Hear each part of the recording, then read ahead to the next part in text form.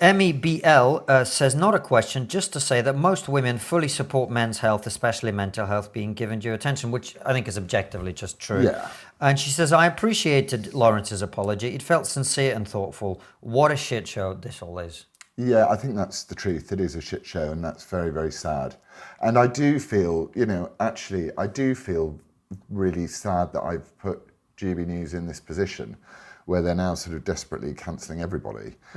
And Angelos certainly has never been anything other than a gentleman, really charming to me. So it is a reciprocal relationship, and I have let them down in that way, which is why I apologised yesterday, because I wasn't apologising because I'm not trying to say, please can I have my job? I'm not at all. I'm apologising because I have my own conscience, which leads on to this idea, which we touched on last time, which is if you've got two sides of an ever increasing tribalism, which won't speak to each other, you're going to have a fight at some point.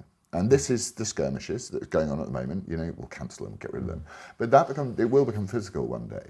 So part of being a Christian is also to forgive. And you can't forgive unless you ask for repentance, And so that was what the point of my video was to say genuinely to her, so she understood that it was totally genuine, that I apologised for the way I spoke to her, whilst not apologising for the sentiment behind what I spoke.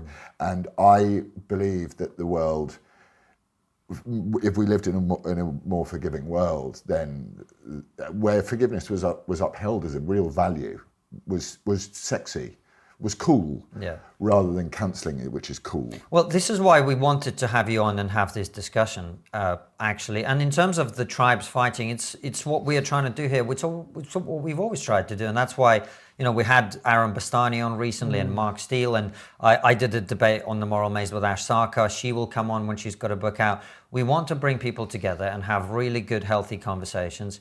And do them like this, where you get to see the whole person. You said some things that people will disagree with, and I disagree with, but you're also a great guy. And when I've been around your kids, you're a great dad, and you are, like all of us, a rounded human being who's fallible, who makes mistakes, lives on the edge, as you say, and sometimes you do go too far. And you and I have had our private disagreements and whatever, but I think it's really important to humanize each other in that way.